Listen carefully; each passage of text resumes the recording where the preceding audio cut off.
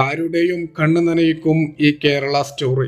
ഇതൊക്കെയാണ് നമ്മുടെ കേരളത്തിന്റെ യഥാർത്ഥ സ്റ്റോറി, അല്ലാതെ മറ്റുള്ളവർ എടുക്കുന്ന സിനിമയൊന്നുമല്ല. ഈ വീഡിയോ നിങ്ങൾക്ക് ബുദ്ധിമുട്ടില്ലെങ്കിൽ ഒന്ന് മറ്റുള്ളവരിലേക്ക് എത്തിക്കുക. കാരണം നമുക്ക് ഇപ്പോൾ ചില ആളുകളുടെ സിനിമകൾ കാരണം അതല്ല എൻ്റെ കേരളത്തിന്റെ സ്റ്റോറി, ഇതാണ് എൻ്റെ കേരളത്തിന്റെ സ്റ്റോറി എന്ന് മറ്റുള്ളവരോട് പറയേണ്ട ഒരു ഗതികേടാണ്. അതുകൊണ്ട് ഈ വീഡിയോ ഒന്ന് ലൈക്ക് ചെയ്ത് മറ്റുള്ളവരിലേക്ക് എത്തിക്കുക. ഇനി വീഡിയോ എന്താണെന്ന് വെച്ചാൽ, ചെറുപ്പം മുതൽ ഒന്നിച്ച് കളിച്ചു വളർന്ന രണ്ട് സുഹൃത്തുക്കൾ സായിദാക്കയും മോഹനേട്ടനും 2024 ജൂണിൽ ഹൃദയാഘാതം വന്ന് സായിദാക്ക മരണപ്പെട്ടു. അതിനുശേഷം എല്ലാ വെള്ളിയാഴ്ചയും രാവിലെ സായിദാക്കാന്റെ ഖബറിന്റെ അടുത്ത് വന്ന് മോഹനേട്ടൻ പ്രാർത്ഥിക്കും. അതേപോലെ തന്നെ ആ ചുറ്റുപാടുമൊക്കെ ഒന്ന് വൃത്തിയാക്കും.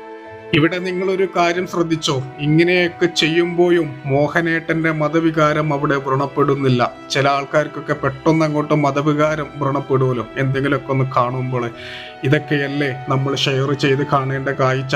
അതേപോലെ നമ്മുടെയൊക്കെ കേരളത്തിന്റെ യഥാർത്ഥ സ്റ്റോറി എന്ന് പറയുന്നത് ഇതൊക്കെ തന്നെയല്ലേ.